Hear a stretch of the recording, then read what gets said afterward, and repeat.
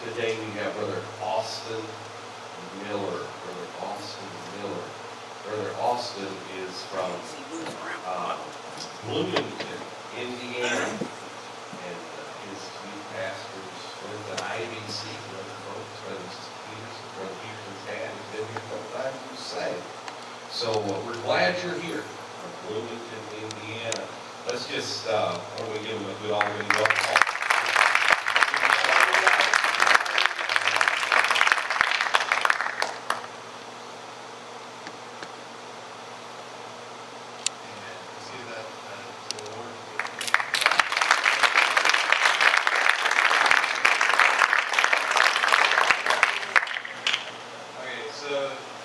This might not be so long, and probably will be one of the shortest messages I've ever preached, but it is very important.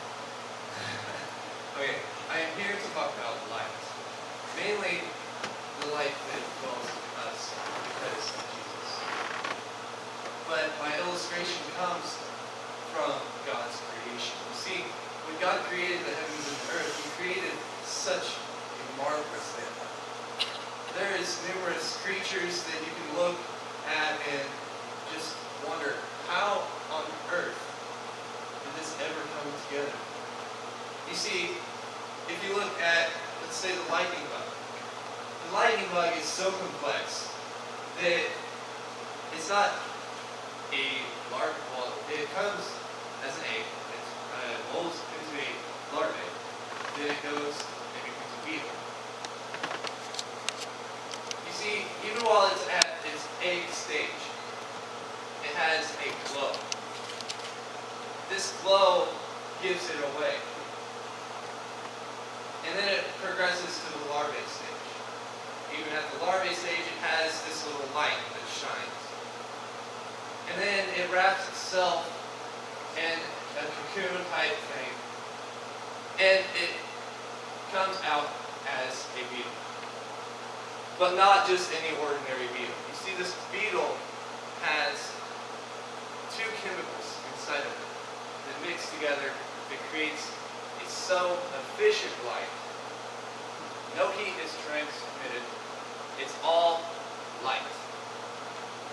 You see, it's that light that shows its mate or the other sex of the lightning bug that is there.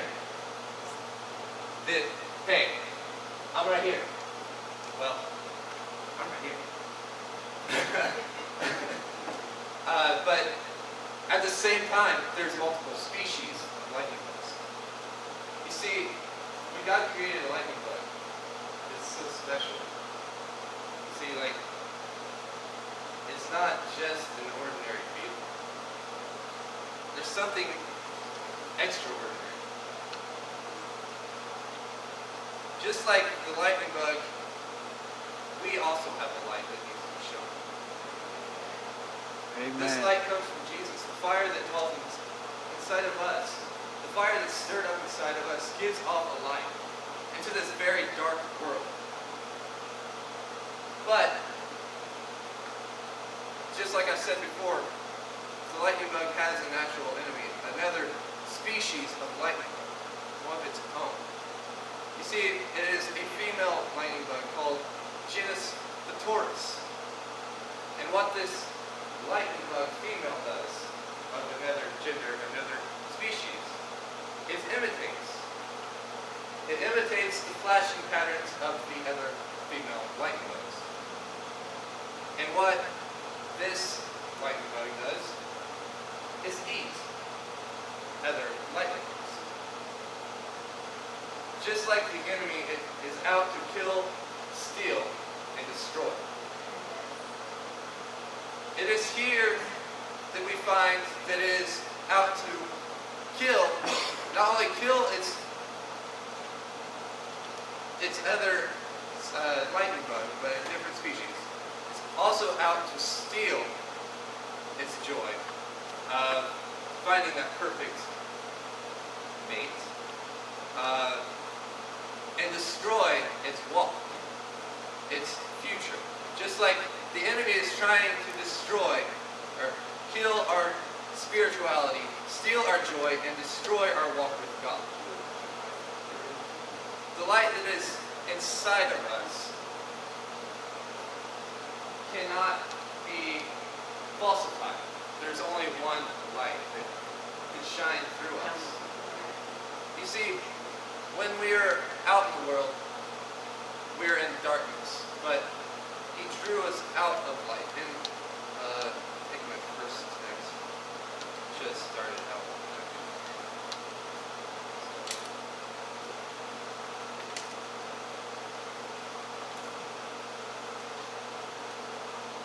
And it says in Matthew 5, verses 13 through 16. If you want to turn there, if you have your Bibles.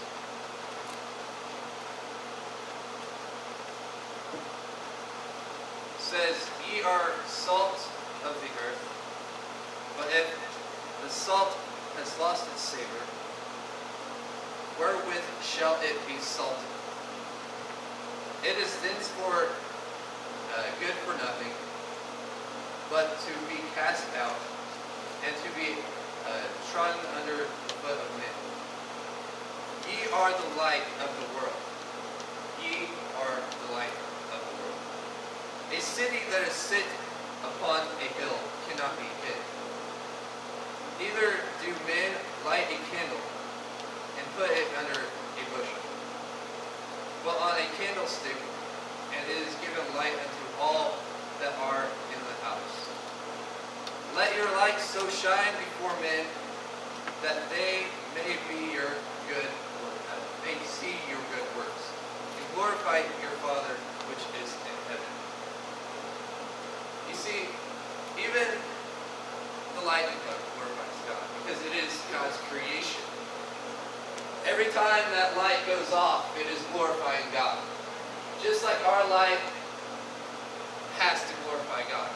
We have to show the light to the world. It says in the Bible, "Go ye therefore into all the world." The uttermost parts of the world. All to glorify God. All of His praise must go to Him and not to us. All the glory must go to Him and not to us. For it is Him who is the Father, the Creator, the Master, the Teacher, and all the fullness dwells in Jesus. You see, the light, like it said in Matthew, cannot be hid. But there is a way of dimming it down. You see, if you're not connected to the source of the light is Jesus.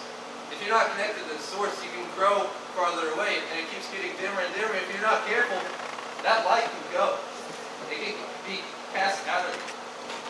And you can be lost in darkness, but you were called out of darkness and separated from the earth so that you should shine the light of God into all the world. But you got to be careful of what you're doing. You got to stay to the standards. You got to stay to what is true in the Bible, because if you don't do that, then you're slowly but surely taking a step off the path of righteousness. You're stepping off the path of holiness, and you're going to end up being lost in the world again. You got to stick to the true way, the true light, the true path. If you don't, then you're eventually going to not only lead you down, if you're in ministry, then you're going to lead the other church people down, and it's all going to fade. Amen. Oh, what a light it shines. You see, when a candle is lit, you can see it from about 30 miles away, in the right conditions. People on the outside can see you from a long way. They may say, "There's something different about you." Or they might just look at you like, "Who are you? Why are you doing here?" But we know that God sent us to that particular spot for a reason. Maybe it's for that person at that particular time, because it is all in God's timing. to shine our light, to shine what we know from the Bible, and to teach them what needs to be taught. Teach them the truth that is in the Bible. Maybe they're from a background of Trinitarianism and they need the revelation of the oneness. They need to see the light that is in the Word. Maybe they came from a background where they had problems in their home, where maybe their dad was drunk all the time and their mom was working a whole lot and they didn't have that connection. They needed someone to love on them and they needed someone to nurture them. Maybe that is supposed to be you, to shine your light into their lives, to bring them to God, bring them closer to the true light.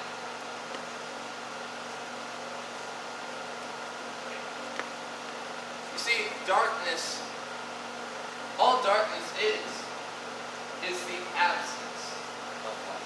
Amen. You see, without any light shining in this place, like we have, by the grace of God, in this place, without this light, it'd be pretty dark in here. You see, it's the light that shines.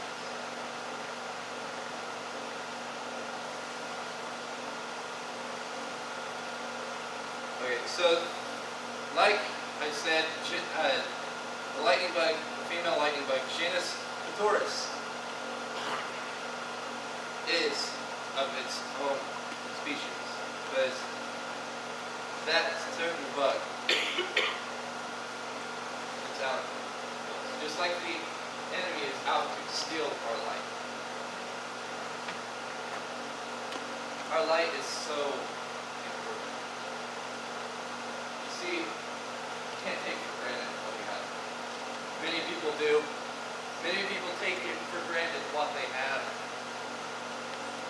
And they eventually start thinking, oh, that's not that important. And they start taking this and they cast it aside saying, oh, that's not important. Oh, this isn't that important. I can put that down. But you're slowly letting your life fade. Slowly but surely you will end up back into the world. It's the small things that lead you back into the hands of the enemy. See, you have to stay close to the Father. You have to stay close to Jesus, which is the one and only God. In order to keep your light shining, to keep it bright, so you don't hide it underneath.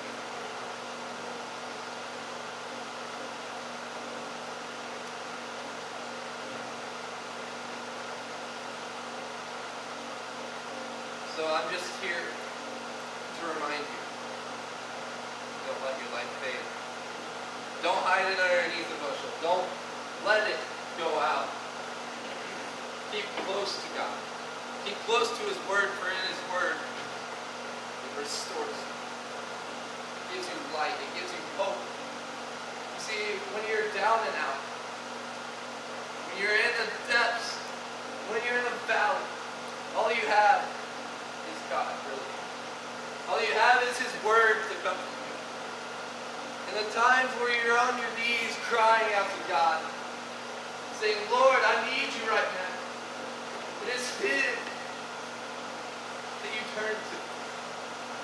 He gives you life. He gives you hope to take another step. Another step towards the truth. Another step towards truth. Another step towards truth. So we can stand. I'm going to close.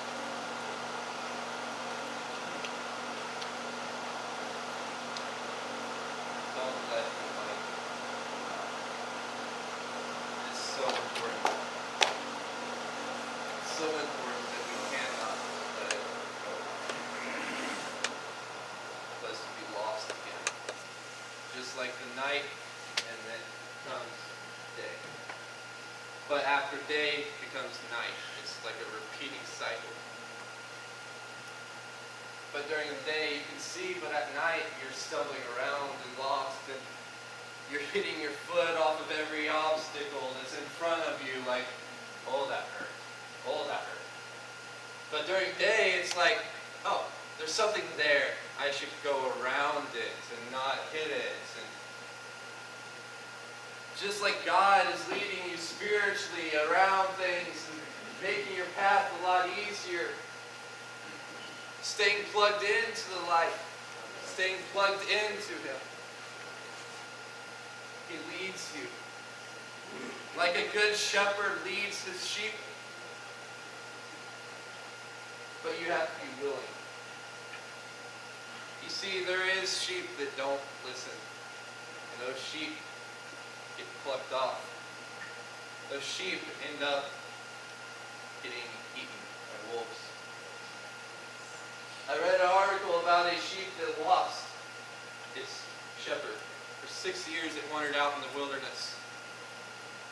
The only thing that was protecting it was its wool. It was this massive wool that kept it safe because nothing could get to it. It was so thick that the enemy, the wolves, couldn't attack its neck to take it down. Just like the baggage that attaches itself to you when you're in darkness, and all the walls that you build up. It takes God to remove all of that, like a shepherd would shear his sheep. It takes God to break all the chains, all the bondage that you attach for yourself upon your life. Only a good shepherd can shear that sheep and free it of all that weight. You see, when a sheep is wet with rain, it is soaked to the bone. It cannot even pick itself up. It doesn't have the strength to stand. So what a good shepherd does is it takes the shears and it takes them and cuts all the weight off so that the sheep can stand. It has its strength again. Jesus strengthens us. He takes all the chains off where we can live in liberty and freedom to walk in His light. I would like to thank Pastor for having us here. And I'd like to thank you guys for having us here as well.